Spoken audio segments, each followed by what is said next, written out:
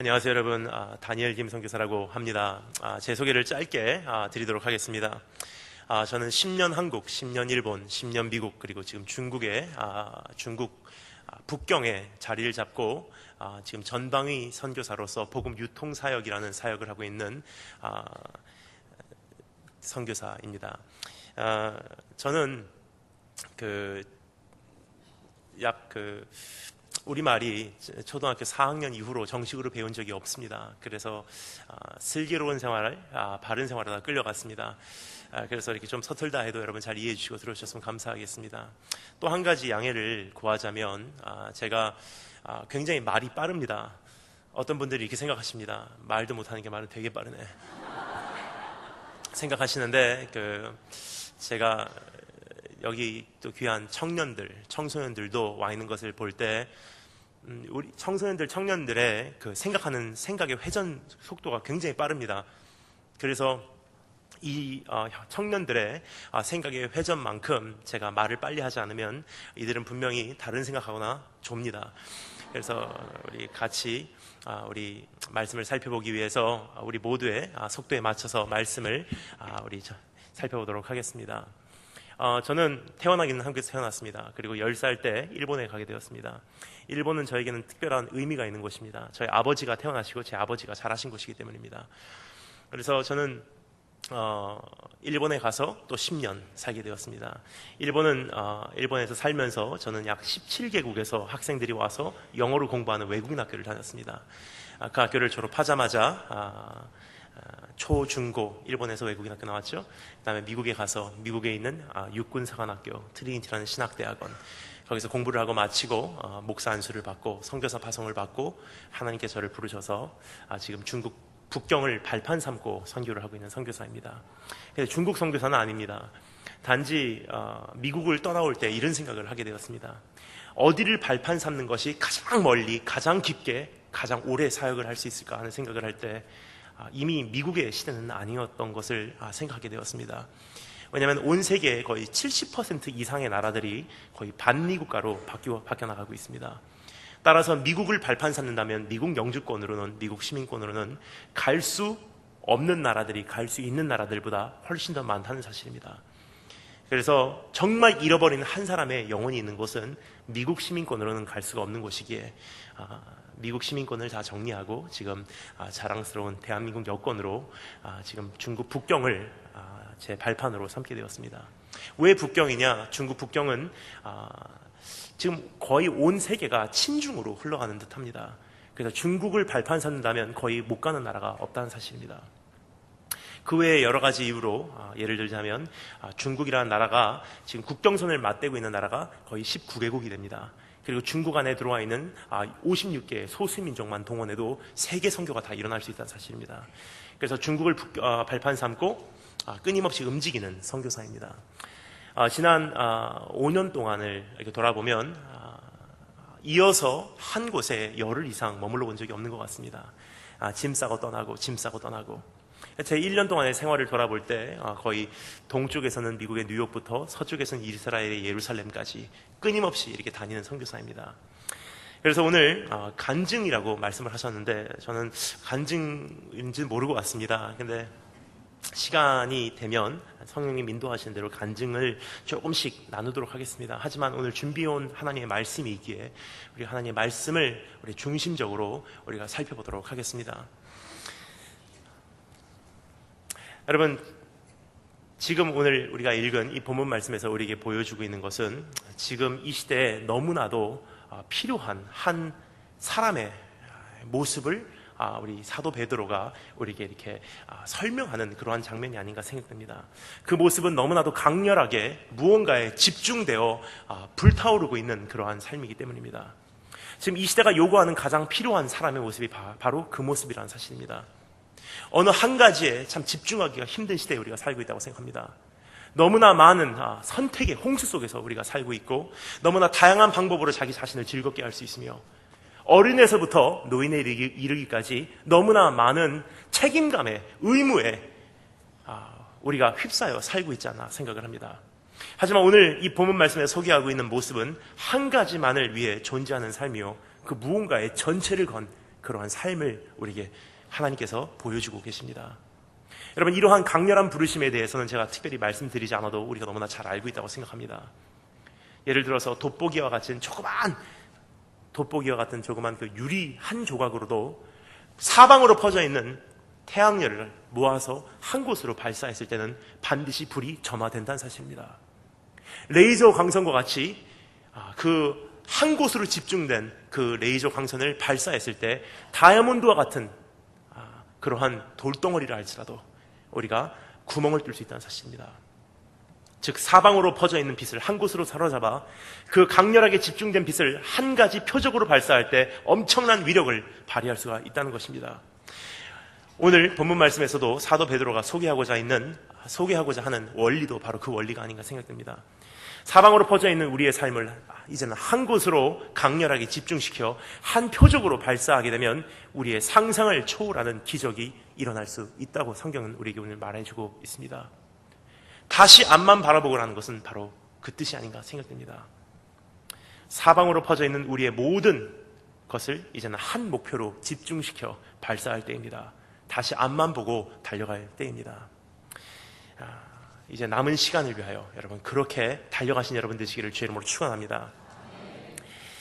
자, 그럼 어떻게 다시 앞만 바라보고 이제 남은 시간을 위해서 우리가 달려갈 수 있는지 우리가 다음과 같은 세 가지로 나눠서 이 본문 말씀을 우리가 중심으로 살펴보도록 하겠습니다. 첫 번째, 남은 시간을 위해 무장하라 말씀하신 하나님의 음성입니다. 두 번째, 지난 날을 정리하라. 세 번째, 오실 날을 향해 돌진하라. 이 세 가지를 우리가 한번 정리하도록 하겠습니다.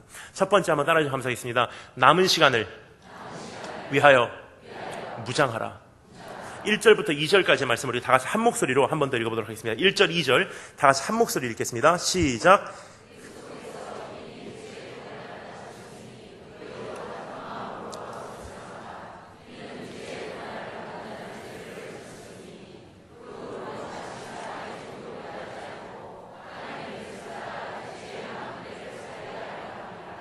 아멘.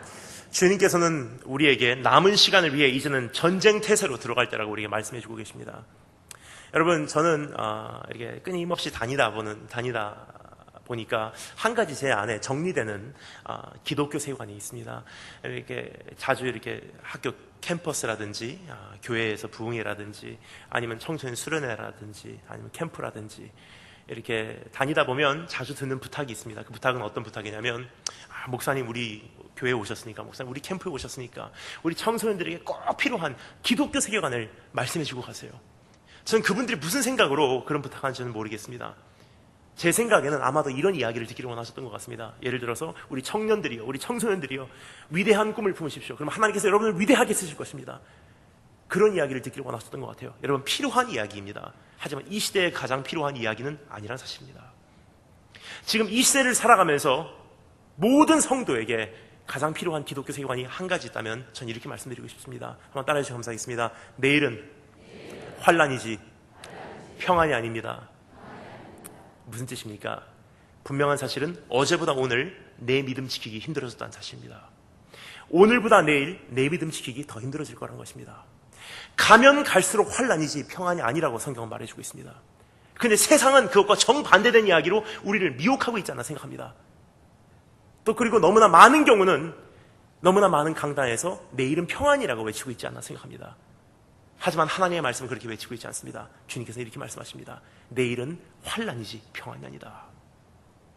세상은 뭐라고 얘기합니까? 괜찮아질 거야.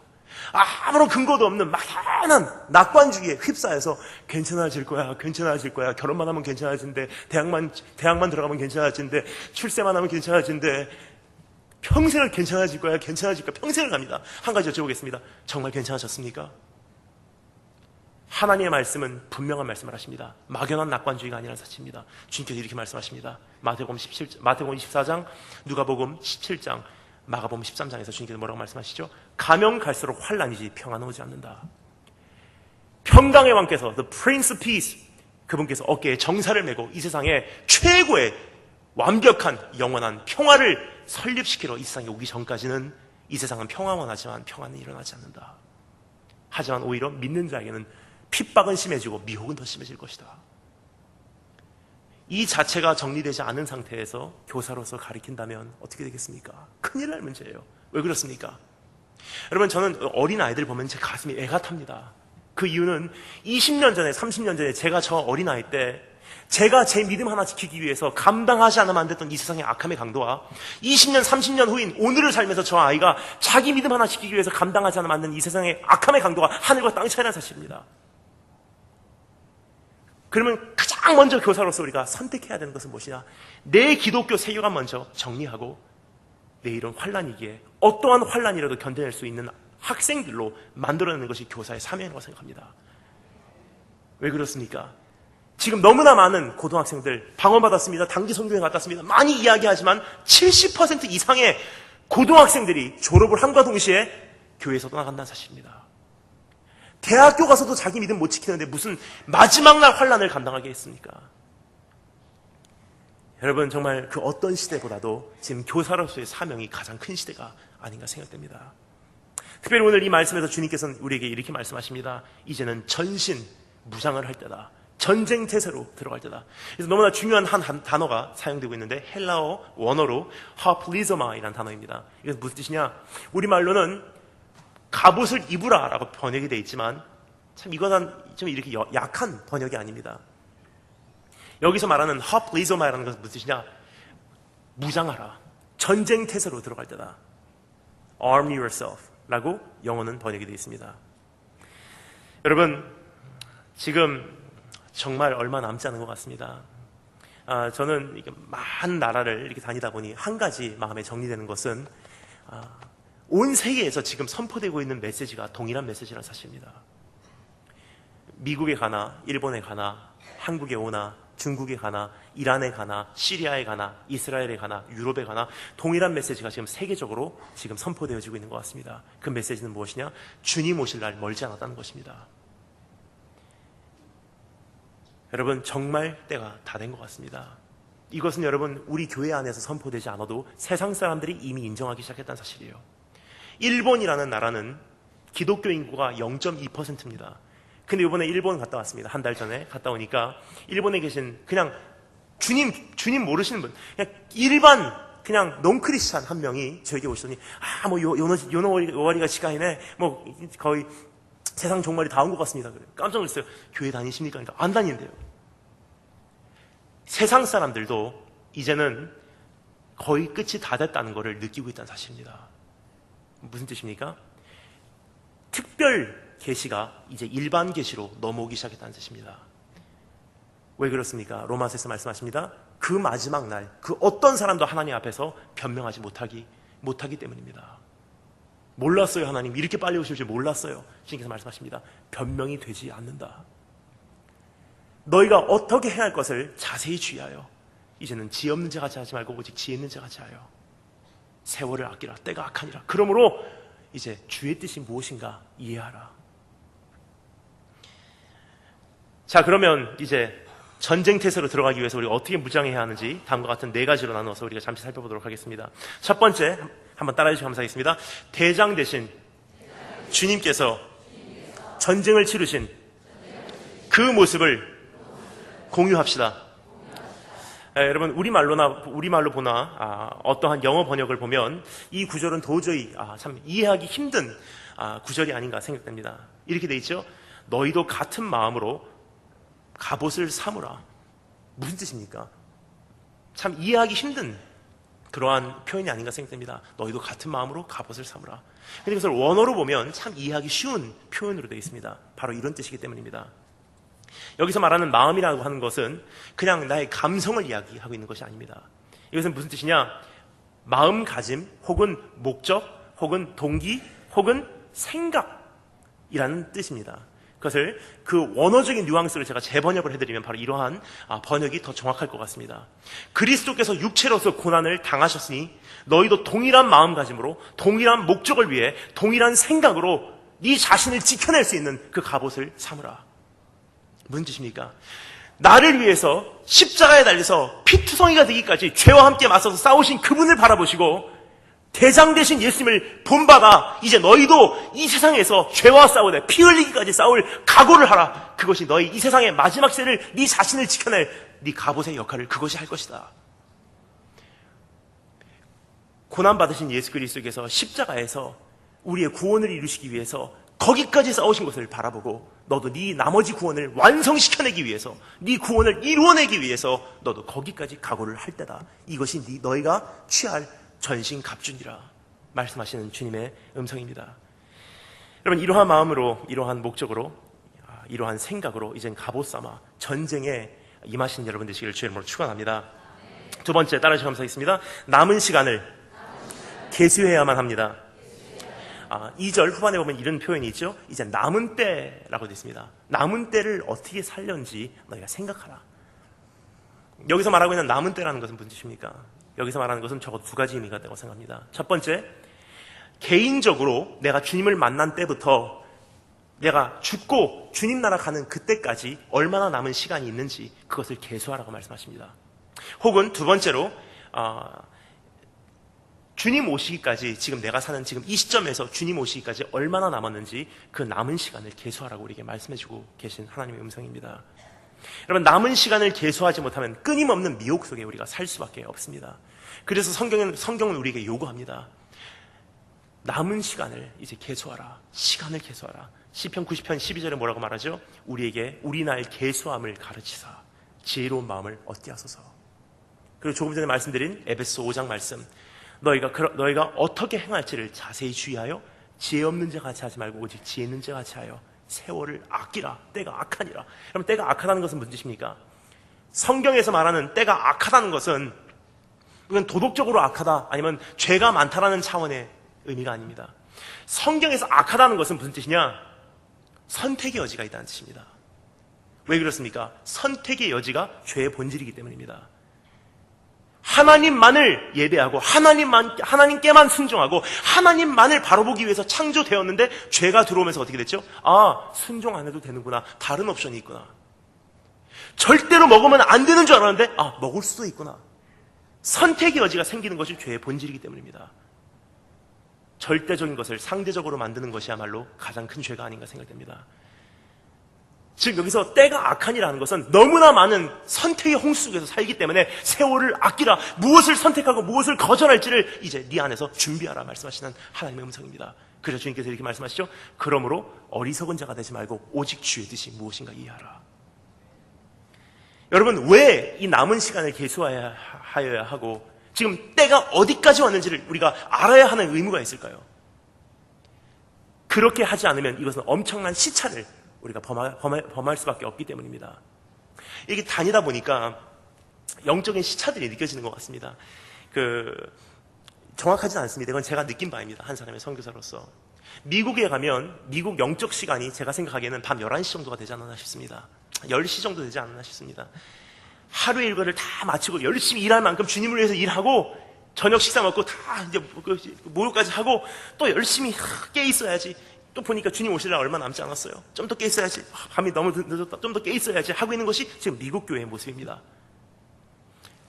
서쪽으로 와서 한국에 옵니다. 한국은 영적 시간이 오후 3시, 오후 4시 정도 되지 않았나 싶습니다. 아침에 일어나서 한바탕 주님을 위해서 일하고 점심 먹고 또 한바탕 일하다 보니까 나른해져요. 깨 있어야지.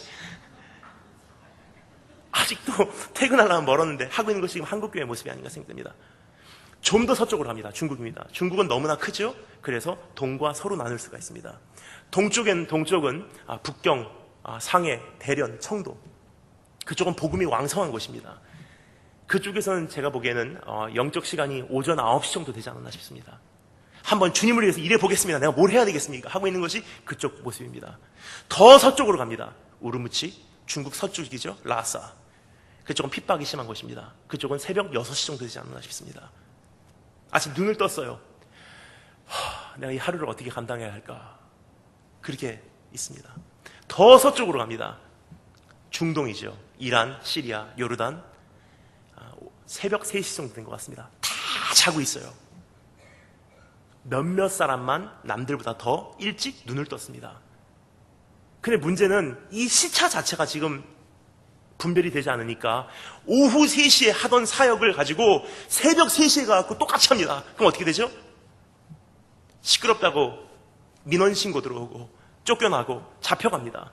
그리고 돌아와서 뭐라 그러죠? 핍박당했습니다. 이것은 시차 문제지 이건 핍박 문제가 아니라는 사실입니다.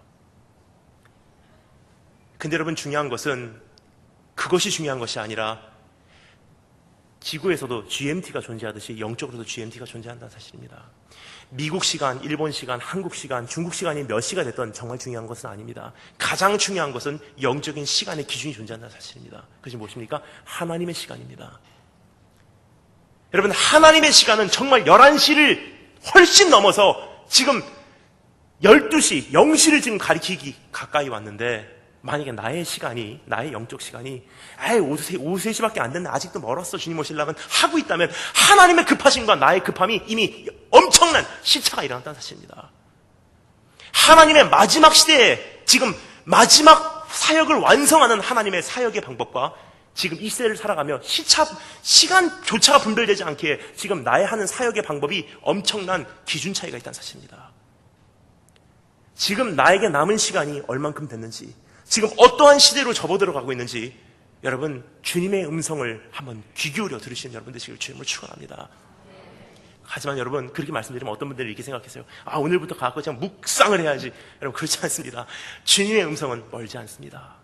주님의 음성은 너무나 가까운 곳에 너무나 세미한 소리로 오늘도 나에게 다가오시고 계시다는 사실입니다.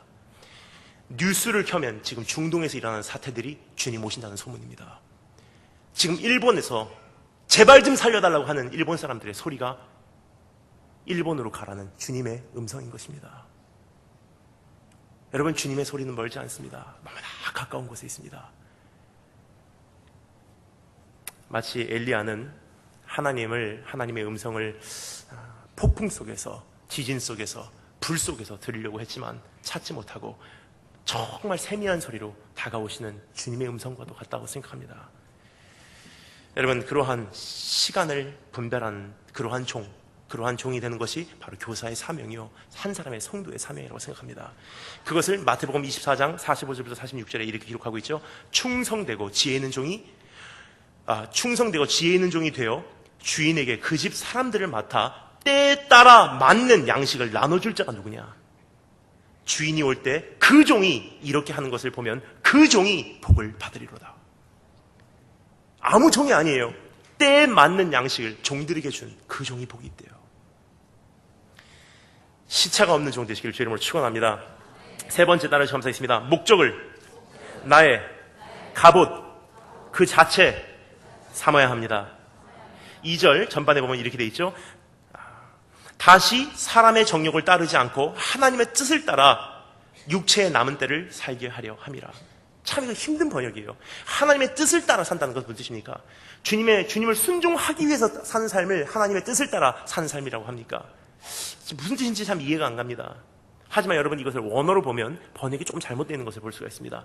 하나님의 뜻을 따라라고 하는 막연한 번역이 아니라 원어적인 번역을 보면 다음과 같은 번역이 더 적합할 것 같습니다. 하나님의 뜻을 위해 나머지 때를 살아라. 즉 내가 무엇을 위해 사냐, 남은 시간이 얼만큼 됐던 내가 무엇을 위해 사냐, 하나님의 뜻을 위해 나는 존재합니다라는 뜻입니다. 여러분 한번 따라해서 감사했습니다. 목적이 나를 지킨다. 다시 한번 따라해서 감사했습니다. 목적이 나를 지킨다. 여러분 저는 고등학교 3학년을 마치고 미국에 갈 때 많이 고민했습니다. 하나님 어떤 학교를 갈까요? 근데 많은 선택의 여지가 있지만 제가 정말 가고 싶었던 학교는 미국에 있는 육군사관학교였습니다.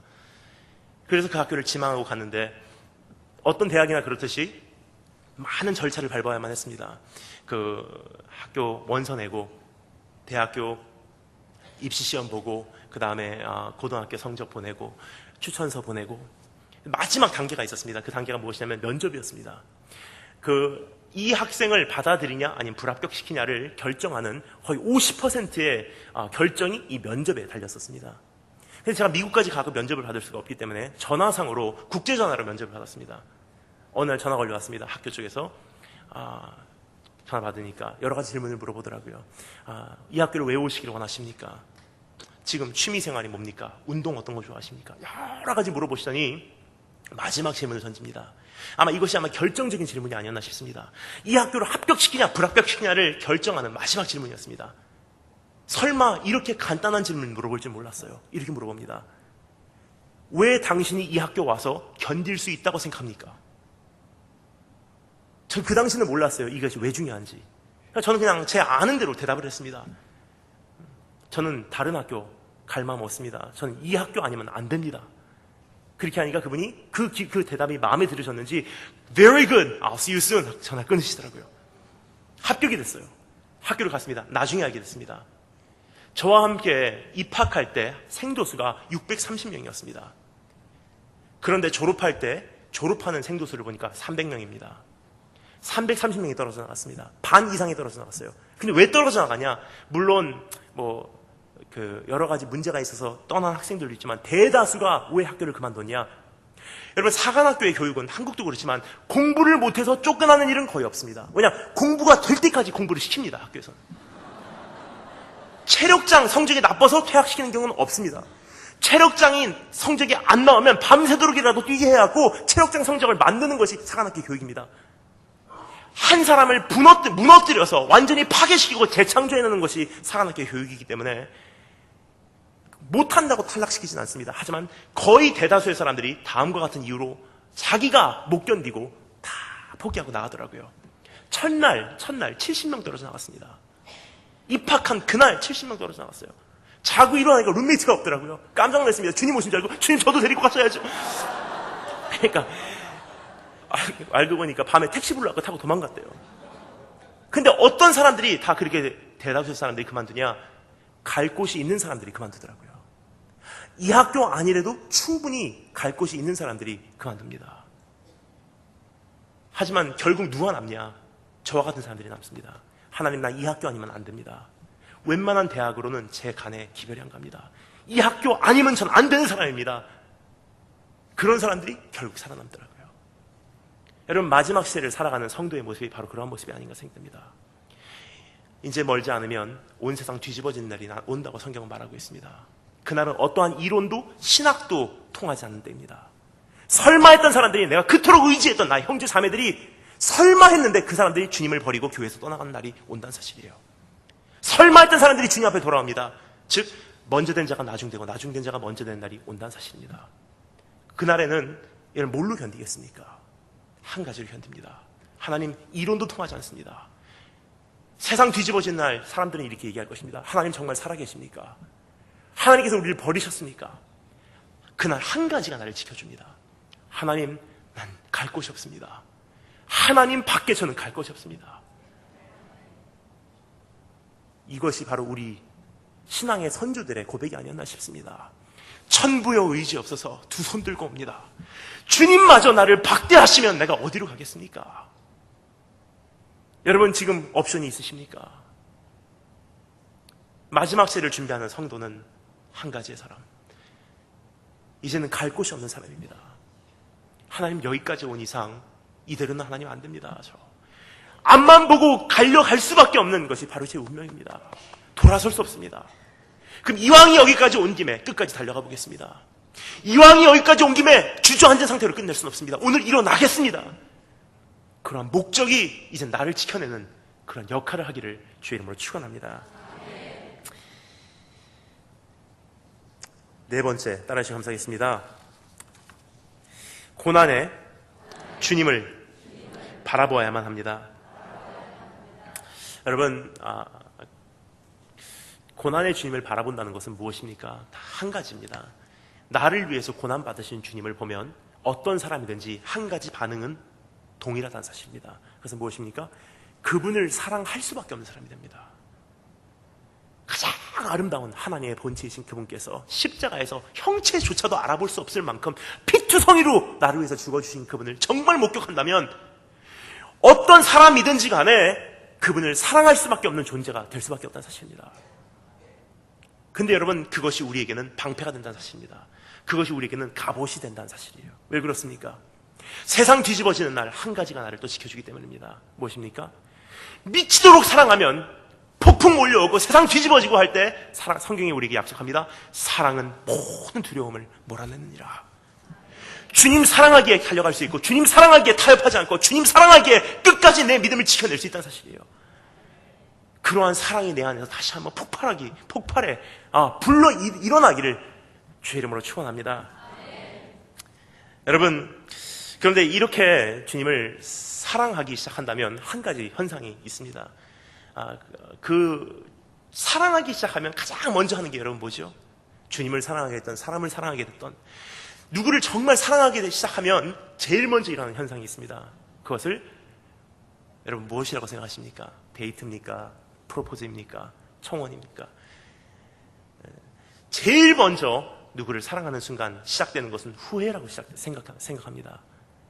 누구를 사랑하기 시작하면서 후회하기 시작하더라고요, 먼저. 왜 그렇습니까? 정말 이 사람을 만날 줄 알았으면 이제까지 왜 그런 만남들을 내가 가졌었을까? 정말 이 사람을 만날 줄 알았으면 왜 쓸데없는 시간을 저 사람들하고 보내고 내가 좀 더 내 자신을 칼을 갈듯이 준비했지 왜 내 자신을 좀 더 준비하지 못했을까? 후회부터 시작되더라고요. 여러분, 정말 주님을 사랑하기 시작하면 지난 날들의 후회부터 시작됩니다. 그래서 주님께서 말씀하십니다. 이제는 지난 날을 정리할 때다. 두 번째, 한번 따라해 주시겠습니다. 지난 날을 정리하라. 이제는 내 자신을 무장하는 차원이 아니라 지난 날을 정리하라고 주님께서 우리에게 명령하고 계십니다. 3절부터 6절 말씀을 우리 다 같이 읽어보도록 하겠습니다. 3절부터 6절 다 같이 한 목소리로 읽겠습니다. 시작.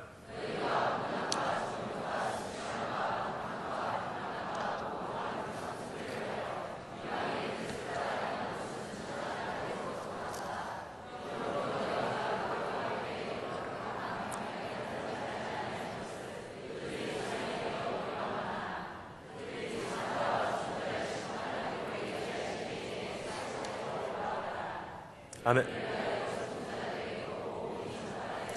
이는 육체로는 사람으로 심판을 받으나 영으로는 하나님을 따라 살게 하려 합니다. 아멘.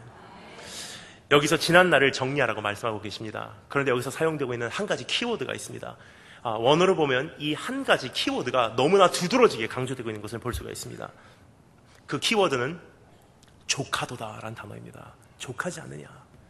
지난 날들에 너희가 저질러 왔던 말할 필요도 없는 그 엄청난 죄악들은, 그 방황의 시간들은, 너희들이 지금까지 하나님을 원망했던 순간들은 지난 날들로 이제는 족하지 않느냐. 저는 이 하나님의 음성이 얼마나 제 가슴을 울렸는지 모릅니다. 그것은 저에게 오셔서 지난 날들 설명할 필요도 없어, 변명할 필요도 없어, 괜찮아. 주님께서 우리에게 오셔서 정죄하시는 것이 아니고 나를 책망하시는 것이 아니라 지난 날들의 것은 다 해결되었으니 지금부터라도 해보자 말씀하시는 우리 주님의 음성이기 때문에 얼마나 저는 이 말씀에서 제 가슴이 시리게 아팠는지 모릅니다.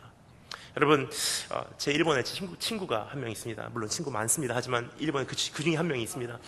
가트날이라는 친구인데 지금은 목사님이십니다. 근데 그 친구가 제 고등학교 시절에 얼마나 방황을 했던지, 가츠나리꿍이라고 하는데 일본 말로는 갓짱이라고 합니다. 그 가츠나리꿍이 목사님 아들이에요. 장남입니다. 근데 일본 사회에서 목사님 아들이라는 것이 얼마나 싫었는지 이 친구는 청소년 시기에 참 심한 방황을 했어요. 그 친구가 머리를 노랗게 세워갖고 이렇게 올립니다. 그리고 옷을 자기가 제작을 했더라고요. 그 일본의 교복 있죠. 일본 사람들 검은 그 교복, 일제시대 때 우리도 입었던 그 검은 교복을 지가 하얀색으로 제작을 했어요. 다리 통도 이렇게 크고 그 옷 꼬리가 달려 이렇게 길어요. 그 머리는 빨간 띠를 메고 여기다 일본 사무라이 칼을 뒤에다 꽂고 오토바이를 질주를 합니다. 빠라리야. 그리고 얼마나 마약하고 신나 본드를 많이 했는지 이가 다 빠져버렸어요. 틀리기고 다닙니다. 지금 목사님이신데 설교를 하면은 조심하셔야 돼요. 갑자기 나옵니다. 아멘이십니까? 그런 친구가 있어요. 근데 그렇게 방황하던 끝에 무엇이 전환점이었냐면 그 친구가 이제는 거의 끝까지 갔었어요. 결국은 어떻게 해도 자기 안에 만족함이 없기에, 돌아갈 길을 잊어버렸기에 이제는 칼을 들고서 혼자서 산으로 올라갔어요. 나무에다가 기대고 자기 손목을 긋기 시작합니다. 피가 흘러나오고 온몸에서 피가 다 없어질 때쯤 됐을 때 앞에 깜깜하고 몸이 춥더래요. 이제 정말 이렇게 가는구나 하는데 그 순간 주님의 음성이 들립니다. 한마디 하시더래요. 일본말로 뭐 주분자 나이노 뭐 요가로 그러시대요. 무슨 뜻이냐? 이제 충분하지 않느냐? 족하지 않느냐? 여기까지 반항했으면 이제 족하지 않느냐? 여기까지 네가 나를 떠났었으면 이젠 족하지 않느냐? 지금이라도 늦지 않았어. 돌아와. 새 힘을 얻고서 그 산에서 내려와서 지금 목사님이 되셨습니다. 여러분, 그것은 그 친구에게만 찾아가시는 우리 예수님의 음성이 아닙니다. 오늘 이곳에 있는 우리 한 사람 한 사람에게 찾아오셔서 똑같은 말씀하세요. 뭐 족하지 않느냐?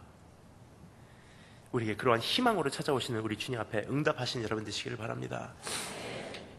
그러한 음성을 듣고 우리가 반응을 한다면 이제 지난 날들의 것을 우리가 천천히 정리하기 시작할 것입니다. 근데 정리하기 시작하면 우리에게 꼭 예상이 되는 대가가 두 가지 따릅니다. 첫 번째 대가, 따라주시면 감사하겠습니다. 외로움이 시작됩니다. 4절에 보면 이렇게 돼 있죠. 우리가 세상을 절단하고 이제까지 모든 것을 좋게 여기고 이젠 다 그걸 뒤로 미루고 정리하고 주님만 바라보고 앞만 바라보고 달려가려고 할 때 어떻게 됩니까? 세상이 우리를 이상하게 여겨라고 되어 있습니다. 즉 세상의 방법과 죄와 사탄의 길을 외면하고 예수 그리스도를 사랑하기로 몸부림치는 우리를 세상은 도저히 이해하지 못한다는 것입니다. 오히려 이해해달라고 바라는 것이 이상하다고 성경이 말하고 있습니다. 에릭슨이라는 심리학자가 이렇게 말했죠. 이 세상에서 가장 외로운 사람은 소속감이 없는 사람이다. 주변에 사람이 없는 사람이 외로운 사람이 아니라 사람들 홍수 속에 있다 할지라도 사람들이 나를 이해해 주지 못하기에 내가 소속감이 없을 때 인간은 가장 외로워진다고 합니다. 여러분, 우리 주님께서 우리에게 이러한 외로움에 대해서 이미 말씀하셨어요. 주님을 따르기로 선택하는 순간부터 너희는 가장 외로운 시절이 너희 삶 속에 찾아올 것이다.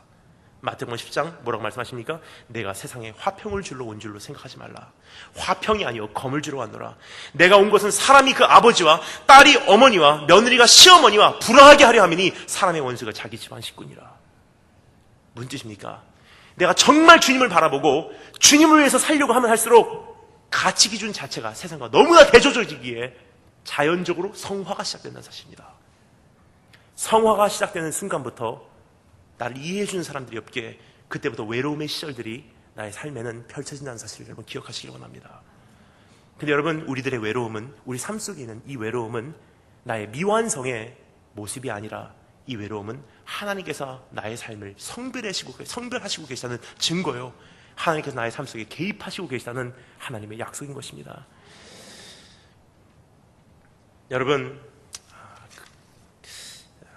이제는 정말 주님을 만난 후부터 세상에서 성별되기 시작하여 그러한 순간부터 이제 우리의 삶에 난민으로서의 삶이 시작되는데 그러한 삶을 받아들이신 여러분 되시기를 주님으로 축원합니다. 여러분, 주님 오시는 날 우리가 이 세상의 주인으로 갈까요? 난민으로 갈까요? 난민으로 간다는 사실입니다. 왜 그렇습니까? 난민에서 시작했기 때문에 난민으로 간다는 사실이에요. 세상에선 쫓기고 환난이고 핍박이고 고난이고 아픔이고 외로움이고 그렇게 오면서 쫓기고 이 세상에선 주인이 아니라 행인과 나그네 같은 너에게 권하노니 하는 그 말씀이 왕성해져서 우리 안에서 성취가 될 때 주님 오신다는 사실입니다. 이 세상은 내가 있을 곳이 아니라 본향으로 가는 우리는 난민일 뿐입니다. 근데 왜 이 땅에서 우리가 주인의 역할을 하려고 하는지 모르겠습니다. 잡으면 잡을수록 본향에서 멀어진다는 사실을 여러분 기억하시길 원합니다. 여러분, 한번 따라해 주셔서 감사하겠습니다. 외로움은 성별됨의 시작이다. 아멘. 근데 외로움에서 끝나지 않습니다. 두 번째 과정이 반드시 따라온다는 사실입니다. 그것은 무엇이냐? 따라해 주셔서 감사하겠습니다. 핍박이 시작됩니다. 즉, 이해하지 못하는 선에서 끝나는 것이 아니라 세상은 반드시 우리를 핍박하기 시작한다고 성경은 우리에게 경고하고 있습니다. 여러분, 사람들이 우리를 비방한다고 하죠. 바로 핍박한다는 뜻입니다. 제가 어렸을 때 저는 교회에서 자라다시피 했습니다. 4대째 기독교 가정에서 태어났기 때문에 눈 뜨면 교회 가고 쉬는 날은 그냥 부모님 따라서 기도원 가는 것이 제 일이었습니다. 그래, 보고 자란 게 그거밖에 없기 때문에 제가 어렸을 때 노는 것도 그렇게 놀았어요. 요즘 아이들 뭐 하고 놉니까? 컴퓨터 게임하고 인터넷하고 놀고 스타크래프트 뭐 아니면 레인보우 식스, 카운터 스트라이크, 한마디로 말하면 사람을 죽이거나 지구를 지키거나 둘 중에 하나 하고 놉니다. 근데 제가 어렸을 때만 해도 좀 아이들이 좀 단순했던 것 같습니다. 그래서 뭐 소꿉장난, 엄마 아빠 놀이, 의사 선생님 간호원 놀이 하고 놀았던 기억이 납니다. 저하고 제 여동생은 눈 뜨면 교회 가고 쉬는 날은 기도원 가고 하는 그게 일이다 보니까 아는 게 그거밖에 없습니다. 그래서 저희가 제일 좋아했던 놀이가 목사님하고 성도 놀이였습니다. 제가 7살이었고 여동생이 한 4살 정도 된 것 같습니다. 그럼 여동생이 방에서 막 기도를 하고 있어요. 그럼 제가 방문을 열고 들어갑니다. 이렇게 들어가요. 이게 뭐냐고요? 이게 성령이 불을 모으는 거예요. 그럼 여동생이 방에서 막 기도를 하고 있어요. 그럼 여동생이 말합니다. 네가 은혜를 더 땡겨야지. 그럼 여동생이 그럼 여동생에게 네가 어디가 아프냐 물어봐요. 그럼 여동생 병명이 매일 바뀝니다. 예를 들자면 어떤 날 눈이 안 보여요. 못 걷겠어요. 뭐 배가 아파요. 귀신 들렸어요. 그럼 여동생이 제가 안수를 합니다. 머리를 탁 잡고 나시레니 시레메네 타는 사타메니 물러가 치라. 여동생이 막 기도를 받다가 보여요. 그 여동생을 일으켜 세워서 찬양하게 합니다. 기뻐 뛰며 찬양할지어다 하면 여동생이 그렇게 놀았던 기억이 납니다. 그렇게 살다 보니까 교회에서 너무나 많은 설교를 듣고 자랐어요. 제 머리맡에는 자기 전에 이렇게 많은 설교 테이프들이 쌓여져 있었습니다. 생일날 어머니께서 꼭 설교집을 주세요. 크리스마스 날 설교집을 주세요. 그런데 그때 들었던 주옥과 같은 말씀들이 오늘 저의 삶에 큰 기둥들의 역할을 하는 것 같습니다. 하지만 이렇게 지나오면서 느끼는 것은 바로 이런 것도 있습니다. 어떠한 말씀들은 시간이 지나면 지날수록 이건 아닌데 하는 말씀들도 있더라고요. 바로 이런 말씀들이었습니다. 예수님 믿으면 만사형통합니다. 예수님 믿으면 아무런 문제 없습니다. 예수님 믿으면 세상 사람들이 여러분을 좋아할 것입니다. 여러분 세상에서 정말 인정받고 잘 되기를 원하십니까? 그러면 예수 믿으십시오. 모르니까 그때는 아멘 아멘 하고 핍박과 고난과 아픔에 대해서는 생각한 적이 없었습니다. 하지만 살다 보니까 그렇지 않더라고요. 몸부림쳤습니다. 하나님, 내가 뭔가 잘못했습니까? 우리 부모님 뭔가 잘못했습니까? 정말 주님의 뜻을 위해서 살려고 하면 할수록 왜 이렇게 힘들어집니까? 내가 뭔가 잘못했습니까? 근데 어느 날 주님께서 오셔서 주님께서 저를 찾아오시는데 우리 주님께서 말씀하실 때는 그렇게 말씀 안 하시더라고요. 이렇게 말씀하십니다. 의를 위하여 핍박을 받는 자는 복이 있나니 천국이 저의 것이며 종이 주인보다 크지 못하다 말을 기억하라. 사람들이 주인된 나를 핍박하였은즉 종된 너희를 핍박하는 것은 당연한 것이다. 우리가 하나님의 후사요 그리스도와 함께한 후사니 상속자니 우리가 그와 함께 영광을 얻기 위하여 고난도 함께 받아야 되느니라. 무릇 그리스도 예수 안에서 경건하게 살고자 하는 자에게는 핍박이 있으리라. 여러분, 이 세상에서 핍박이 있는 것은 당연한 것이라고 성경이 우리에게 말해주고 있습니다. 여러분, 저는 고등학교 3학년을 졸업할 때 주님 앞에 기도했습니다. 하나님, 제가 고3을 졸업하는데 중학교 1학년 때 예수님을 뜨겁게 만나고 6년 동안 주님만을 향해서 달려갔습니다. 나중에 기회가 있으면 또 중고등부 만약에 만날 기회가 있으면 또 그런 간증도 드리고 싶습니다. 일본에서 노방전도 하고 정말 주님의 영광을 위해서 일본에서 생활을 했는데 고3을 마칠 무렵 이제는 더 주님을 얻고 싶은 마음이 생겼어요. 하나님을 더 어떻게 얻을 수가 있습니까? 하는데 하나님께서 마음에 한 가지 확신을 주세요. 등 따스고 배부르면 나를 알 수가 없다. 그래서 기도하기 시작했어요. 내가 원하는 한 가지, 내가 주님을 내 가슴에 채우기를 원하는데 하나님, 주님을 가장 잘 알 수 있는 방법이 고난을 통해서라면 제 삶 속에 고난 주세요. 가장 힘든 방법, 가장 아픈 곳에서 내가 주님을 만날 수 있다면 저에게 주님 만날 수 있는 기회를 허락해 주세요. 그래서 기도했습니다. 가장 힘든 곳으로 보내주세요. 처절히 깨질 수 있는 곳으로 보내주세요. 나의 한계를 못 넘길 때 하나님께서 나를 건지시는 위대한 손길을 경험할 수 있는 곳으로 보내주세요. 거기 나온 답이 미국 육군 사관학교였습니다. 저는 장교되고자 가지 않았습니다. 저는 출세하고자 가지 않았습니다. 저는 예수님 얻기 위해서 사관학교를 지망해서 갔습니다. 첫날입니다. 그러한 멋있는 이유로 지망하고 갔는데도 불구하고 첫날 괜히 왔구나. 딱 하니까 한 사람의 1학년당 5명의 선배가 붙어서 소리를 지르기 시작합니다. 우리나라에서는 이것을 설명할 필요가 없더라고요. 어떤 군부대에서 이런 간증을 나누니까 말씀을 마치고 내려오니까 어느 하사관님께서 저에게 다가오십니다. 목사님, 우리나라에서는 그것을 설명할 필요가 없습니다. 왜요? 우리나라에서는 갈굼이라 그러면 다 알아듣습니다. 그때 그 갈굼이라는 단어를 배웠습니다. 그 첫날 갈굼의 시간이 있었습니다. 아주 대단한 교제의 시간이었습니다. 근데 첫날이었는데 5명이 붙어 소리를 지르기 시작합니다. 앞에서, 양옆에서, 뒤에서 바가지를 머리에다 막 물을 끼얹고 얼굴에다 침 뱉고 막 소리를 지릅니다. 근데 가장 첫 번째 들려오는 목소리가 이렇게 얘기를 하더라고요. You dirty Asian! 이 더러운 동양놈아, 니네 나라로 돌아가라. 검은 눈동자, 검은 머리카락, 이 더러운 동양놈아, 역사가 깊은 이 학교에서 너를 졸업시킬 수가 없다. 네가 이 학교에서 살아남기를 원한다면 우리는 끝까지 너를 찾아가겠고 네가 네 발로 자진해서 이 학교에서 나갈 때까지 우리는 밤마다 네 방을 찾아갈 거야. 근데 이게 저를 향한 입학식이었습니다. 근데 이 선배님들이 얼마나 신실하신 분들이시냐면 정말로 밤마다 찾아오시기 시작했어요. 제가 자고 있으면 새벽 3시면 찾아오십니다. 자고 있으면 방문을 차고 들어와요.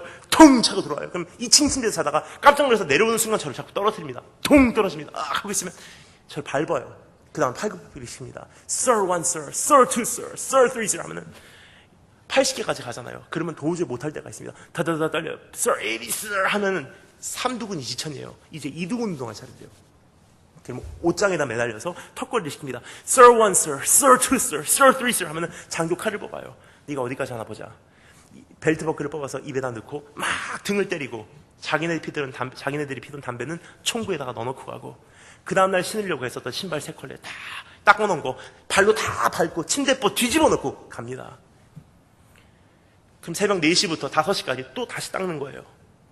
그리고 5시에 잠깐 잠이 들면 30분쯤 잤는지 매일 아침마다 어김없이 들리는 새벽 5시 반에 들려오는 소리가 있습니다. 따따따따라따따따따따. 그럼 아침에 일어나서 집합합니다. 그럼 선배들이 와서 유니폼 검사해요. 신발, 유니폼, 벨트, 면도, 손톱, 머리카락 다 확인하고 어디까지 확인하냐? 입냄새까지 확인합니다. Sir! 그러면 거기 합격된 사람들만 이제 행진해서 학교 식당으로 갑니다.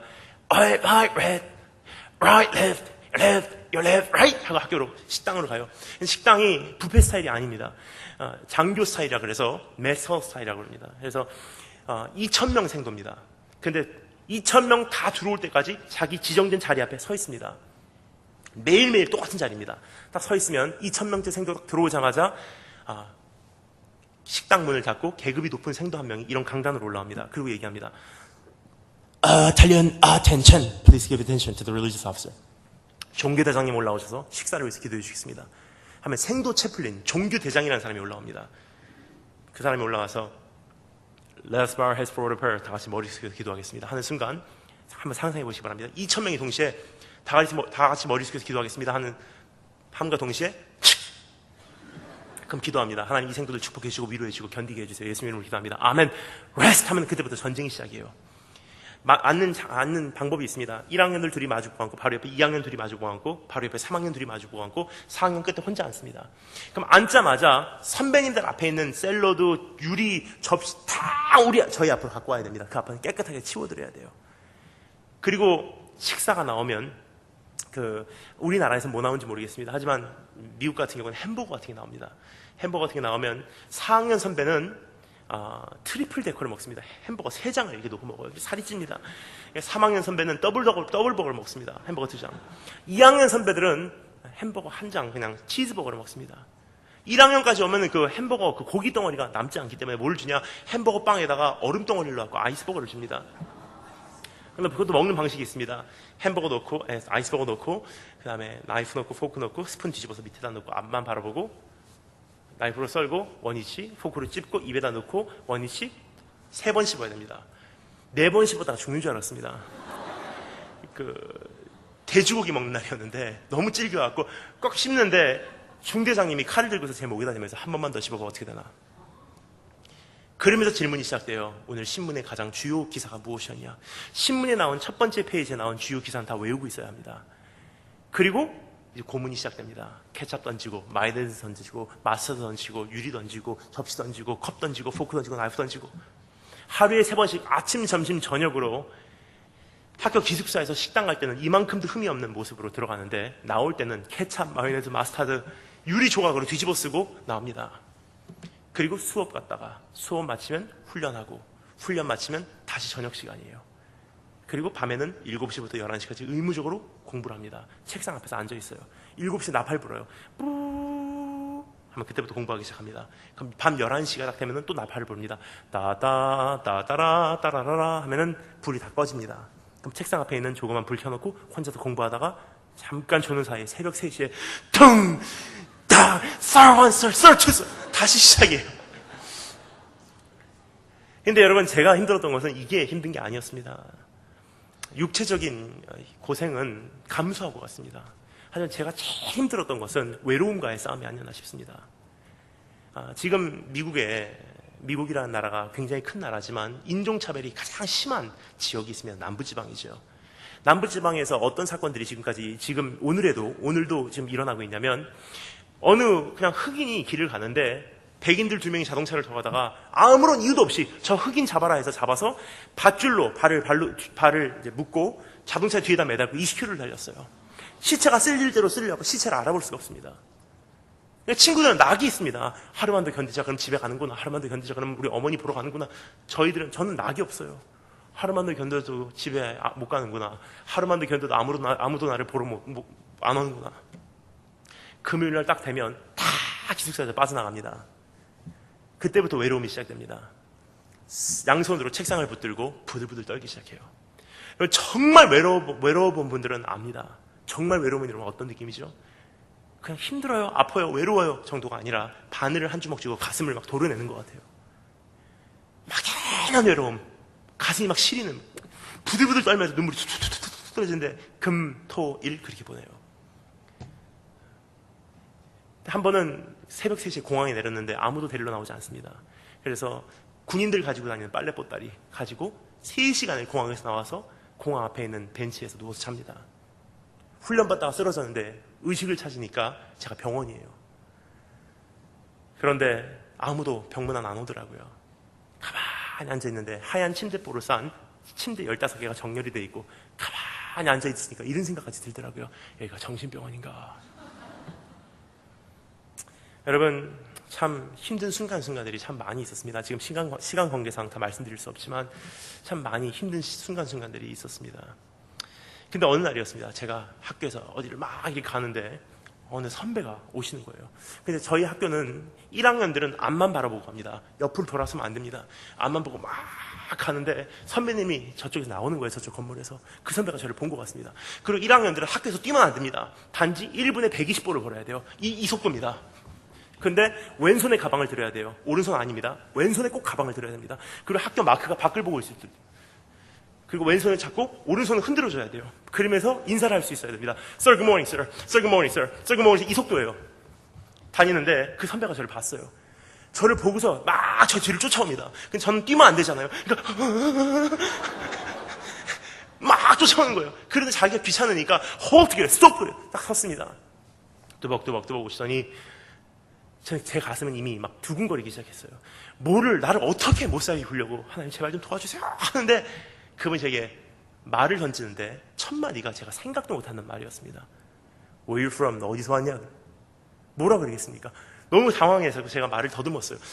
저 한국 사람인데 일본에서 컸고요. 외국인 학교를 다니다가 여기까지 오게 되었습니다. 그러니까 그 선배님이 복잡하구나. 그러면서 그 다음 말씀이 You must be lonely. 너 그러면 외롭겠구나 그래요. 한마디 했는데 얘가 그러면 그만둬야 되는데 이 말씀하시죠. 그 마음 안다. 그래. 그 선배님이 저기 얘기합니다. 너 많이 힘들면 내 방에 와. 내가 집에 전화 걸 수 있도록 전화 빌려줄게. 편지는 자주 오니? 너 배고프지? 내 방에 와. 내가 음식 만들어줄게. 신발 잘 닦고 있니? 내가 닦는 법 가르쳐줄게. 얼마나 그 위로의 말씀이 컸는지 그분이 드디어 앞으로 등장하십니다. 선배님들하고 저희들하고 눈을 맞추면 안 돼요. 그래서 선배님의 가슴에 있는 이름표라도 보려고 저기 봤는데 이름표가 보이는 것이 아니라 이름표 위에 있는 은색 십자가가 보이더라고요. 생도 채플린 종교 대장이었습니다. 그분을 보는 순간 하나님께서 보내주신 천사를 보이더라고요. 갑자기 광선이 확 떨어지고 뒤에서 날개가 팍 펼쳐지고 오! 진짜 시간이 멈춰있는 듯 했습니다. 그러면서 그분이 안개 속으로 사라지고 나니까 기도가 나옵니다. 하나님 저분과 같이 되게 해주세요. 뒤를 보니까 채플이에요. 그때부터 학교에 채플에 제가 하루에 3번씩 찾아 들어가기 시작했어요. 아침 먹고 채플, 점심 먹고 채플, 저녁 먹고 채플. 딱 가면은 160년 된 건물입니다. 이렇게 두꺼운 나무 문 열고 들어갑니다. 삐걱꺽꺽꺽꺽 열고 들어가면 그때 그 느낌을 제 몸에 세포가 기억하는 것 같습니다. 하나님께서 저는 그때 처음으로 하나님의 날개가 무엇인지 경험했습니다. 삐걱꺽꺽꺽 열고 들어갑니까? 하나님께서 그 날개로 저를 감추세요. 어떤 생도도 어떤 장교도 어떤 선배도 저를 못 건드는 하나님께 저에게 주신 도피성이었습니다. 그곳에 가서 여러분 막 긴장 견뎌야지 참아야지 하고 견디고 있다가 학교 체포를 날개로 감추시는 순간 무릎에서 힘이 축 빠지는데 그 느낌 아시죠? 기어 들어갑니다. 이 앞자리에 앉아요. 무슨 기도하겠습니까? 살아계셔서 역사하시는 만유의 창조주신 그런 기도 안 나옵니다. 무슨 기도하겠습니까? 한마디 기도 나와요. 욱 이렇게 쌓인 거 다 한마디로 표현해서 아버지 하면은 참 희한한 것이 1초 사이에 하나님하고 저하고 수천 마리가 왔다 갔다 해요. 내가 너를 사랑한다. 내가 너를 안다. 오늘날 내가 너를 창조하였노라. 오늘날 내가 너를 낳아도다. 넌 내 아들이라. 얼마나 큰 위로를 받는지 다시 한번 해보겠습니다 하고 채플문을 열면은 앞에가 기숙사예요. 그때부터 기숙사 방마다 찾아다니면서 기도하기가 전도하기 시작합니다. 똑똑똑 누구누구 생명님 나 누구누구인데 당신들의 방을 들어가도 되겠습니까? 들어오래요. 들어가서 전도해요. 많은 날은 하루에 16명 되는 생도가 예수 믿고 돌아왔어요. 그러니까 저절로 성경 공부가 시작됩니다. 양육이 시작됩니다. 수요일날 저녁 9시 되면 생도들이 공부하다가 딱 놓고 9시에 방으로 모여요. 그러면 거기서 성경을 가르치기 시작합니다. 수요일날 저녁 9시에. 근데 여러분 제가 지금 말씀을 이렇게 드려서 그렇지 제 나름대로 참 힘든 순간순간들이 있었습니다. 제가 학교를 그만두려고 한 적이 3번 있었습니다. 근데 너무 이게 인종차별만 제가 못 견디겠는 거예요. 특별히 제일 힘들었던 시간이 저에게는 아골골짜기가 있었습니다. 그것이 어디였냐? 학교 식당이었어요. 그러면 개도 밥 먹을 때 안 때리잖아요. 근데 하루에 식당을 가면 매일 똑같은 그 테이블에 앉는 선배들이 너는 동양놈이니까 너는 포크하고 나이프로 밥을 먹을 자격이 없어 하면서 제 밥그릇을 엎어버려요. 떨어져 있는 걸 주워 먹으래요. 그러다 보니까 너무나 힘들어서 제가 하나님께 짐을 쌌어요. 방에 짐 다 싸놓고 가방 다 짐 싸놓고 방 다 비워놓고 제가 그날 침대 앞에 무릎 꿇고 기도합니다. 하나님 용서해 주세요. 여기까지가 제 한계인 것 같습니다. 저 내일 해 뜨면 전 갑니다. 인종차별만은 제가 못 견디겠습니다 하고 자는데 이런 일이 3번 일어났습니다. 1학년 때 2번, 2학년 때 1번 일어났어요. 딱 자는데 새벽 2시쯤 됐는지 밖에서 사이렌이 울려요. 욱욱욱 정규생 집합 정규생 집합. 나 딱 섭니다. 선배님들은 자다가 무슨 일이야 하고 나옵니다. 그러면 다 이렇게 서 있는데 연대장님이 말씀하십니다. 여기 지금 엄청난 태풍이 오고 있다. 도망가라. 선배님들 어떻게 할지 모른다. 전 다 짐을 싸놨어요. 짐을 가지고 노스 그레이하운드라는 버스를 타고 17시간을 도망가는 거예요. 그리고 숙소에 도착하니까 이제 오후 정도 됐습니다. 새벽부터 도망나왔기 때문에 오후쯤 되면은 그 가방 내려놓고 생도복 이렇게 끼는 옷 입은 상태로 그냥 침대에 엎어잡고 잡니다. 제가 눈을 딱 뜨면 밖에는 이미 저녁 노을이 지고 있고 방 안에 이미 껌껌합니다. 근데 지금까지 그 마음을 기억하는 것이 따뜻해요. 마음이. 아마 이런 고백이 아니었나 싶습니다. 내가 새벽 날개를 치고 내가 바다 끝에 거할지라도 내가 주님을 어떻게 피하겠습니까? 거기까지 찾아오셔서 저에게 말씀하십니다. 저를 책망하는 목소리를 들릴 줄 알았어요. 저는 네가 왜 끝까지 견디지 못했냐 그런 말씀하실 줄 알았어요. 주님께서 이렇게 말씀하시더라고요. 네 갈 길이 멀다. 네가 네 갈 길을 이기지 못할까 두렵다. 자 일어나라. 우리 맛있는 것 좀 먹자. 그리고 또 푹 자라. 또 먹자. 또 푹 자라. 그리고 나를 위해서 다시 한번 학교로 돌아가 줄 수 있겠니? 여러분 그런 하나님을 경험하고 다시 학교로 돌아갈 만하더라고요. 그리고 다시 학교로 돌아오면 또 견뎌요. 1년이 그렇게 지나갑니다. 2년이 그렇게 지나갑니다. 3년이 그렇게 지나가니까 3학년 마치는 날 참 중요한 날이 있었어요. 이제 4학년이 되는 생도들 중에서 이 학교를 종교대장으로 섬기기를 원하는 사람 딱 한 명 뽑는 날이에요. 제가 3년을 벼르고 기다렸던 날입니다. 그러니까 저도 막 신발 닦고 막 하고 그 면접에 딱 가니까 저만 그런 줄 알았는데 저 외에 30명이 넘는 생도들이 다 자기도 종교대장 한다고 와 있었어요. 말이 면접이지 보통 면접이 아닙니다. 한 사람씩 들어갑니다. 딱 들어가서 Sir, reporting, sir. 앉습니다. 그러면 앞에 투스타 장군님, 대령님, 이제까지 종교대장들 앉아 있어요. 저희들의 이력이 이만큼 보고가 돼 있어요. 한 장씩 넘겨가면서 질문을 합니다. 체력장 성적, 학교 성적, 벌 받은 거, 상 받은 거 다 들어가서 Sir, reporting, sir. 앉습니다. 여기서 성적 안 좋구나, 넌 가라. 여기서 학교 체력장 성적 안 좋구나, 넌 가라. 여기서 벌 받은 거 있구나, 넌 가라. 제 차례가 됐어요. Sir, reporting, sir. 하니까 앉으래요. 앉습니다. 학교 성적 괜찮고 벌 받은 거 없고 체력장 성적 괜찮고 여러분 체력장 성적이 좋을 수밖에 없죠. 매일 아침 새벽마다 Sir 1, Sir, Sir 2 이거 하는데 다른 질문 없습니까? 그래. 끝난 줄 알았어요. 됐다 싶었는데 꼭 질문하는 사람이 있더라고요. I have a question. 그래요. 물어보십시오. 너무나 당연한 질문이에요. 이렇게 물어보더라고요. 당신이 남들보다 특이한 게 뭐예요? 예? 뭐라고 대답하겠습니까? 가만히 있는데 기적이 일어납니다. 제 마음속에 하나님께서 사진을 지나가게 하세요. 찰칵, 찰칵, 찰칵. 첫 번째 장면이 제가 기숙사에서 금요일날 다 남들 나간 후에 붙들고 막 부들부들 떨면서 눈물이 툭툭툭 떨어지면서 앉아있었던 모습이 찰칵 지나갑니다. 새벽 3시에 공항에 내렸는데 아무도 데리러 나올 사람이 없어서 3시간 빨래짐 들고 걸어 나와서 공항 앞에 있는 공원에 누워서 자는 모습이 찰칵 지나가요. 병원에서 의식을 찾았는데 병문안 오지 않아서 가만히 앉아있는 모습이 찰칵 지나가요. 휴가가 돼서 다 내무반에서 쫓아냈는데 갈 곳이 없으니까 가만히 앉아있는 모습이 찰칵 지나갑니다.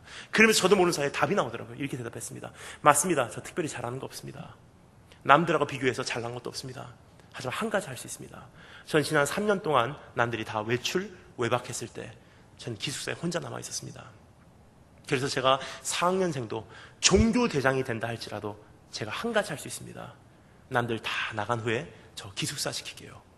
다 나간 후에 혼자서 기숙사에서 소외된 사람 제가 찾아보겠습니다. 그 얘기를 하면서 혼자 얼마나 위로가 되지 하니까 투스타 장군님께서 크리에스 한 박스를 저에게 주면 이거 갖고 울어. Sir, thank you, sir. 울다 보니까 면접 끝나서 나가봐가지고 땡기고 나왔어요. 솔직히 여러분 남자들 사는 세상이기 때문에 운다는 건 솔직히 창피한 일이에요. 근데 얼마나 감사하던지 하나님의 은혜로 제일 좋은 성적으로 종기대장으로 임명이 됐어요. 하나님께 영광의 박수 드리겠습니다. 그렇게 되니까 손목에서부터 어깨까지가 금색 줄무늬예요. 계급이에요. 여기 십자가, 여기 십자가, 여기 십자가. 이거 갖고 나가니까 학교에서 저를 막는 사람이 없습니다. 막 길이 열려요. 막 날개를 단 느낌입니다. 예를 들어서 1학년들이 2학년, 3학년들이 1학년들을 방에 데리고 들어가서 막 때립니다. 여러분 미군도 구타합니다. 단지 방문을 닫아놓고 때립니다. 막 때려요. 근데 제가 뭔지 모르고 여기 십자가, 여기 십자가, 여기 십자가 달고 탁 문 열고 들어가요. 여기 무슨 일이야 하고 들어가면 흡혈귀들이 십자가 맞듯이 그럼 제가 1학년들을 건지네요. 야 일어나. 그리고 학교 식당을 갑니다. 여러분 저에게는 가장 아픔이 많았던, 제일 서러웠던, 제일 자존심 상한 곳이 식당이잖아요. 학교 식당을 갑니다. 그럼 2,000명 생도 딱 들어올 때까지 하루에 3번 아침, 점심, 저녁으로 다 자기 지정된 자리 앞에 서 있어요. 그러면 계급 높은 생도 한 명이 올라갑니다. Italian, attention, please give attention to the religious officer. 종교대장님 올라오셔서 식사를 위해서 기도해 주시겠습니다. 제가 올라가요. 첫날 올라가서 Let us bow our heads for a prayer. 다 같이 머리 숙여서 기도하겠습니다. 하는 동시에, 함과 동시에 2,000명이 동시에 하늘 깜짝 놀랐어요. 그러니까 그 순간을 좀 엔조이 하고 싶어서 가만히 보다가 기도해야지. 저에게는 가장 수치스럽고 가장 아픈 장소를 가장 영화스러운 장소로 하나님께서 바꿔주시더라고요. 내 원수의 목전에서 내게 상을 베푸사 기름으로 내 머리에 바르셨으니 내 잔이 넘치나이다. 학교 식사가 끝날 무렵 제가 1학년부터 3학년까지 전도해온 저희 후배들을 모아서 이제 나머지 빵 조각이 우유 남은 걸 다 모아요. 그럼 빵을 다 펴놓고 그때부터 공장이 시작됩니다. 피너츠 바타 잼, 피너츠 바타 잼, 피너츠 바타 잼.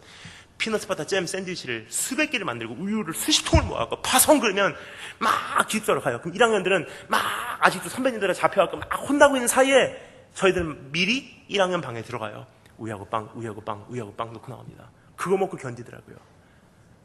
금요일 날 딱 되면 이제 제가 기숙사를 한 바퀴 삥 돌아가요. 다 나갔을 때 기숙사를 혼자 돌아가면서 방문 들어가면 태국에서 온 아이, 중국 사관학교에서 온 아이 가만히 울고 있어요. 너 외롭구나 그러면 그 마음 안다 그러면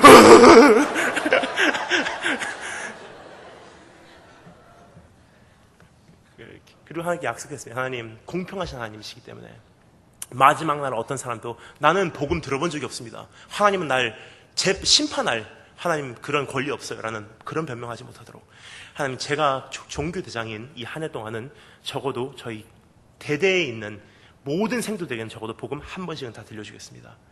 1학년부터 3학년까지 전도한 그 학생들하고 다 같이 방마다 찾아가기 시작해요. 똑똑똑 예수님 믿으세요. 똑똑똑 예수님 믿으세요. 그 한 해 동안은 대대에서 단 한 명도 복음 못 들어본 본 사람 한 명도 없습니다. 다 들어봤어요. 결실이 맺어집니다.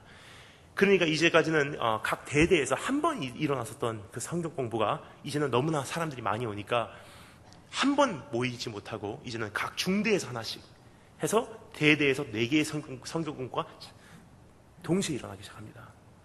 그 일꾼들을 모아서 제가 훈련시켜서 파송하면 그 사람들이 가서 성경 공부를 인도하기 시작합니다. 그렇게 살다 보니 한 해가 금방 가버리고 학교 마지막 마친 날이 옵니다. 참 파란만장한 1년이 아니었나 싶습니다. 어떤 이제 전화가 걸려오면 친구예요. 헬로? 하면 친구가 나 자살하려고. 근데 너하고 한번 얘기해보고 자살하려고. 엄청난 부담감이에요. 금방 갈게. 전화 끊자마자 딱 하면은 친구가 졸업을 일주일 남겨놓고 자살한대요. 왜 그러냐? 졸업을 일주일 남겨놓고 퇴학당하거든요, 그 친구가. 저희 학교에서는 명예수칙이라는 것이 있습니다. The Honor Code. 대한민국 육군사관학교도 똑같습니다. 생도는 A cadet does not lie, cheat or steal nor tolerate those who do. 생도는 거짓말시키지 않으며 생도는 훔치지 않고 생도는 속이지 않고 그런 것을 하는 사람을 우리는 봐주지도 않는다. 이것이 생도의 명예수칙이라는 것입니다. 이것을 어기면 무조건 퇴학이에요. 대단한 거짓말도 아니에요. 학교에서 외출 나올 때 누구누구입니다. 몇 시부터 몇 시까지입니다. 맥도날드 다녀오겠습니다. 서명하고 나갔는데 맥도날드 간다고 했는데 롯데리아 가자면 퇴학입니다. 제 친구가 그랬습니다. 맥도날드 다녀오겠습니다 하고 나왔는데 맥도날드 옆에 있는 여자친구네 맥도날드 주문한 거 배달해주러 갔다가 졸업 일주일 남겨놓고 잡혀갖고 퇴학을 당합니다. 인생이 무너져 내린 것 같대요. 자기 자살하겠대요. 뭐라 그러겠습니까? 그냥 옆에 앉아갖고 계속 친구 되어주고 예수님 전했습니다. 근데 그 친구가 그 다음날 아침에 제복 다 벗어놓고 사복 입고서 학교에서 퇴학당하고 나가면서 저한테 마지막 얘기했던 것이 잊혀지지가 않아요. 나 고마워. 자살은 안 할게 하고 하더라고요. 어느 날 또 전화가 들어오면 어떤 생도가 훈련받다가 쓰러졌는데 흑인이에요. 흑인이니까 병문안 안 가요. 제가 가니까 호흡기 끼고 있어요. 그 친구 보니까 마음이 아파요. 옆에 앉아서 밤새도록 기도해 줬어요. 지금까지도 그 친구는 제가 그날 밤 거기 있었다는 거 모를 것입니다. 다 지나고 나니까 드디어 졸업식 날이 왔어요. 630명 입학했는데 300명 졸업하더라고요. 다 졸업장을 받았어요. 너무나 행복해합니다. 저도 그 졸업장 받았는데 참 희한한 것은 제 손이 안 펴져요. 여기서 펴볼 게 아니고 하루에 3번 아침, 점심, 저녁으로 채플문을 열고 들어갔을 때 나를 날개로 감춰주시고 새 힘을 주셨던 하나님하고 같이 펴보고 싶었어요. 여러분 사관학교 나온 사람 얼마나 많습니까? 제 간증이 특이한 것이 아니라 저는 이 말씀을 드리는 것은 제가 나온 사관학교는 제가 겪었던 4년 동안은 그냥 사관학교가 아니고 하나님과 함께 하였던 4년이기 때문에 이 말씀을 드리는 것입니다. 그래서 하나님과 함께 마무리하고 싶어서 그 채플을 들어갈 때까지 졸업식에서 끝날 때까지 기다리고 있다가 졸업식이 마치자마자 하루에 3번씩 찾아가던 채플로 뛰어갔어요. 마지막으로 그 문을 엽니다. 삐걱꺽꺽꺽꺽 여니까 그날도 어김없이 감추시더라고요. 졸업장 가지고 들어가서 제일 앞자리에 앉았어요. 그리고 기도합니다. 하나님, 드디어 마지막이군요. 하나님, 지난 날에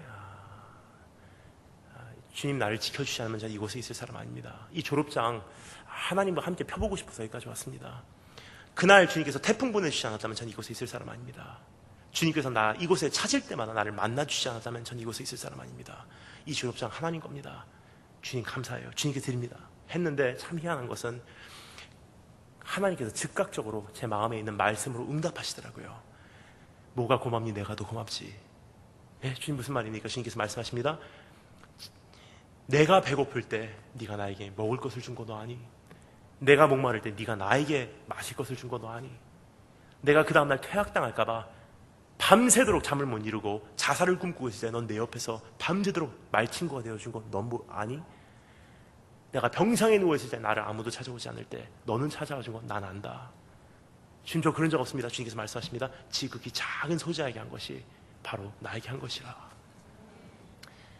여러분 저는 사관학교의 간증을 그 어떤 것과도 바꿀 수 없습니다. 지금도 기도가 있습니다. 하나님 제2의, 제3의, 제4의 사관학교를 저의 인생에 지속적으로 하게 해주기를 원합니다. 뭐냐? 예수님 만난 후부터 저의 인생의 목적은 한 가지이기 때문입니다. 주님을 더 얻는 것입니다. 근데 주님을 얻는 그 통로가 고통과 아픔과 핍박과 외로움과 가난과 고독함이라면 그것도 나에게 유익함이라. 여러분 우리의 신앙의 선조들의 말씀을 잠시 들어보도록 하겠습니다. 저는 천국 가면 가장 먼저 만나보고 싶은 사람이 있습니다. 여러분 어떤 사람을 천국 가면 만나보고 싶으세요? 이사야 선지자입니까? 예레미야 선지자입니까? 전 천국 가자마자 제일 먼저 만나보고 싶은 사람이 바로 주기철 목사님이십니다.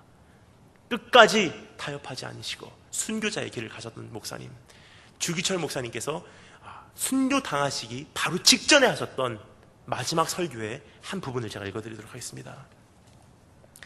나의 사랑하는 교우 여러분, 그리스도의 사람은 살아도 그리스도인답게 살고 죽어도 그리스도인답게 죽어야 합니다. 죽음이 무서워 예수를 저버리지 마십시오. 풀의 꽃과 같이 시들어 떨어지는 목숨을 아끼다가 지옥에 떨어지면 이보다 두려운 것이 어디 있겠습니까? 한 번 죽어 영원한 천국의 복락을 얻는다면 이보다 즐거운 것이 또 어디 있겠습니까? 이 주 목사가 죽는다고 결코 슬퍼하지 마십시오. 나는 내 주님밖에 다른 신 앞에서 무릎을 꿇고 살 수는 없습니다. 더럽게 사는 이보다 차라리 죽고 또 죽어 주님 향한 정절을 지키려 합니다. 주님을 따라서 가는 죽음은 나의 소원일 뿐입니다. 나에게는 일사각오가 있을 뿐입니다. 소나무는 죽기 전에 찍혀야 푸르르고 백합도 시들기 전에 떨어져야 향기롭습니다. 세례 요한은 33세, 스데반도 장청년에 뜨거운 피를 뿌렸습니다. 이 몸도 시들기 전에 주님 제단의 제물이 되겠습니다. 나에게는 오로지 일사각오가 있을 뿐입니다. 한 걸음만 양보하면 그 무서운 고통을 면하고 도리어 상 준다고 하는데 많은 사람들이 넘어갑니다. 말 한마디만 타협하면 살려주는 데는 용감한 신자도 넘어지게 됩니다. 하물며 나 같은 연약한 약졸이 어떻게 장기간의 고난을 견디어 배기겠습니까? 다만 주님께 의지하는 것뿐입니다. 예수님께서는 이렇게 말씀하시지 않으셨습니까? 끝까지 참는 자가 구원을 얻으리라. 여러분, 이것이 우리의 신앙의 선조들의 목소리입니다. 이분들의 신앙이 지금 어디로 갔는지, 참된 부흥을 원하신다면 그것은 수적인 부흥보다도 지금 대한민국이 고대하지 않으면 안 되는 부흥은 바로 질적인 부흥이요 대각성일 줄 믿습니다. 그것이 오늘 이 교회부터 다시 한번 새롭게 시작되기를 주의 이름으로 축원합니다.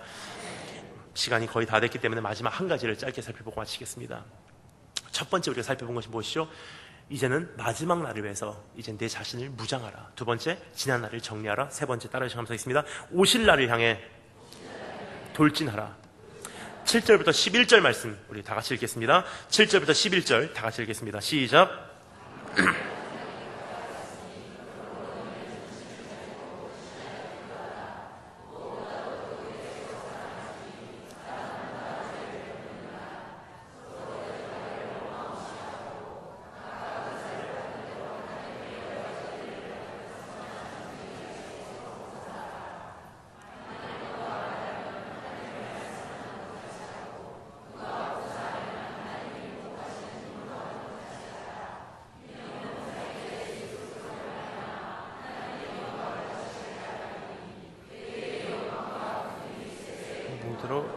아멘.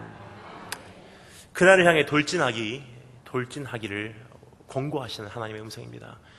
이제 내 자신을 갑옷으로 무장하였기에, 지난 날을 정리하였기에 이제는 앞만 보고 돌진하라고 말씀하시는 주님의 음성. 근데 어떻게 돌진해야 하는지 우리에게 5가지 말씀을 해주시고 계신 주님의 음성을 듣기를 원합니다. 첫 번째, 따라서 감사했습니다. 정신 차리라.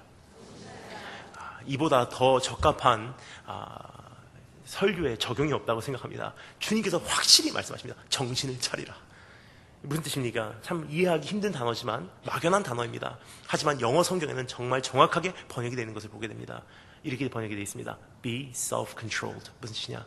네 자신을 다스리기 시작해라. 네 자신을 다스리는 것이 정신 차린다 하는 것에 내포되어 있는 의미가 아닌가 생각됩니다.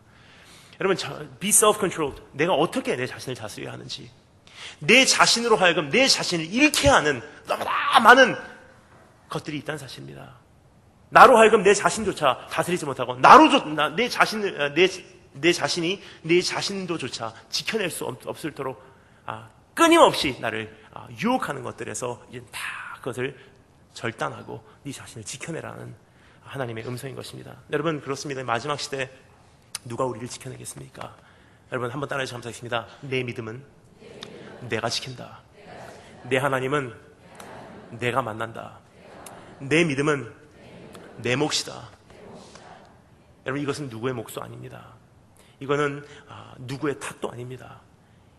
이제는 이 시대에 가장 필요한 것은 하나님 한 사람의 예배자로서 내 자신을 내가 준비해 나가겠습니다. 그러한 모습으로 우리 주님 만나신 준비하시기를 하신 여러분 되시기를 주의 이름으로 축원합니다. 두 번째 따라하시면 감사하겠습니다. 근신하라. 이것을 영어로 보면 이렇게 번역이 되어 있습니다. Be sober. 근신하라. 이것도 참 이해하기 힘든 단어입니다. 하지만 영어로 보면 이 원어적인 표현을 참 그래도 그나마 잘 번역했습니다. Be sober. 무슨 뜻이냐?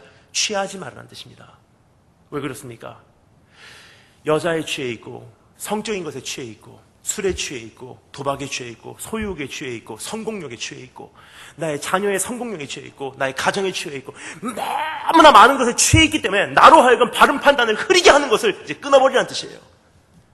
주님이 내 눈앞에까지 와 있는데 하나님의 나라가 여기까지 도래해 와 있는데도 불구하고 그것을 보지 못하게 하는 것들 취해 있기 때문이라고 말씀하십니다. 여러분, 주님 안 오시기 때문에 보이지 않는 것이 아닙니다. 눈앞에까지 와 있다 할지라도 내가 잠에 취해 있다면 여러분, 미련한 다섯 처녀와 같이 다시 오시는 신랑을 우리는 맞이하지 못할 것입니다. 여러분, 그러한 잠에서 이제는 깨어나고 이제는 주님과 교제해 나가신 여러분 되시기를 주님을 축원합니다. 그래서 여기 이렇게 돼 있죠. 취하지 말아라. 그래서 어떻게 하냐? 근신하여 기도하라 라고 돼 있는데 근신하여 기도하라 좀 번역이 잘못됐습니다. 조금 더 온전한 번역은 이것이 정확할 것 같습니다. 기도하기 위해 근신하라. 기도하기 위해서 깨어있으라는 뜻이에요. 왜냐? 취한 사람이 기도하는 것 좀 못 봤습니다. 취하면 그곳에 묶일 수밖에 없기에 주님과의 가장 중요한 나로 하여금 끊임없이 깨어 있을 수밖에 없는 그러한 시간을 우리가 단축시킨다는 사실입니다. 세 번째 따라서 감사했습니다. 서로를 사랑하라.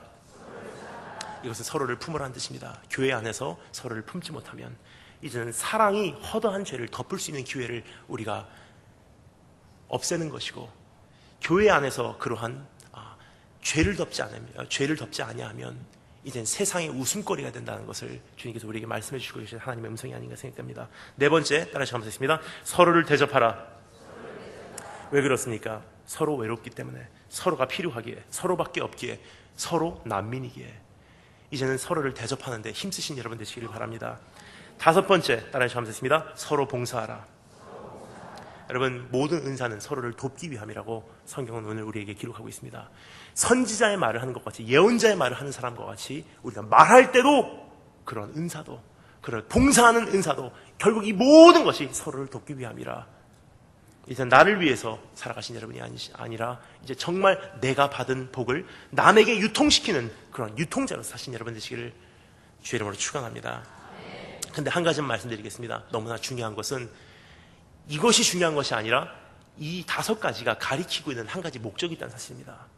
정신을 차리는 이유가 있고, 근신하여야 하는 목적이 있고, 서로를 사랑해야 되는 목적이 있고, 왜 서로를 대접해야 되는지 거기는 목적이 있고, 왜 서로를 봉사해야 되는지 그 목적이 여기서 분명히 기록되어 있습니다.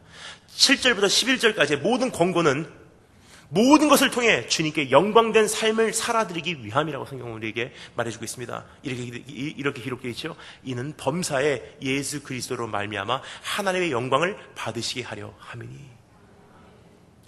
즉 내가 근신해서 정신 차리고 사는 이유도 결국 하나님의 영광 가리지 않도록, 내가 끝까지 취하지 않고 주님과 끊임없는 교제로서 내 자신을 준비해 나가는 이유도 주님의 영광을 위해서, 교회 안에서 서로 사랑하고 허다한 죄를 덮어버리는 이유도 세상 사람들의 웃음거리가 되지 않도록 주님의 영광을 위해서, 서로를 대접하는 것도 주님의 영광을 위해서, 그리고 서로를 봉사하고 교회의 덕을 세우는 것도 주님의 영광을 위해서. 여러분, 주님 오실 날 정말 얼마 남지 않았습니다. 그러면 나는 이제 이러한 오늘 말씀에 응답하여 내 자신의 전신갑주로 여러분 입히시고 제 날을 정리하시고 이제 앞만 바라보시고 달려가시기를 원합니다. 근데 이것이 가능하냐? 사람으로는 할 수 없으나 하나님으로는 가능하다고 성경 말하고 있습니다. 그래서 우리에게 이렇게 말씀하시죠. 믿음의 주요 너를 온전케 하시린 예수를 바라보래요. 바라보면 무엇이 보입니까? 하나님의 본체시나 주님과 동등됨을 취할 것으로 여기지 아니하시고 자기를 비우사 종의 형상을 입으시고 인간의 모습을 이 세상에 와주신 주님, 나 대신 십자가에 달려주신 그 주님, 그 주님을 바라보는 순간 우리는 한 가지 확신합니다. 나 같은 죄인도 주님의 사랑으로 허다한 죄를 다 덮어주셨으니 난 그분을 사랑하기에 이 나머지 시간 주님 만나는 그날을 향해서 내가 달려가겠습니다. 저에게도 그런 고백이 있습니다. 주님 다시 오실 때까지 난 이 길을 가리라. 좁은 문 좁은 길 나의 십자가 지고 나의 가는 이 길 끝에서 나는 주님을 보리라. 영광의 내 주님 나를 맞아주시리. 주님 다시 오실 때까지 나는 일어나 가리라. 주의 영광 온 땅 덮을 때 난 일어나 노래하리. 내 사모하는 주님 그날 증명됩니다. 결국은 만유가 보게 될 것입니다. 온 세상 구주시라. 내 사모하는 주님 만왕의 왕이시라. 그래서 오늘 일어날 수밖에 없다는 사실입니다. 달려가신 여러분 되시기를 주의 이름으로 축원합니다. 다 같이 기도합니다.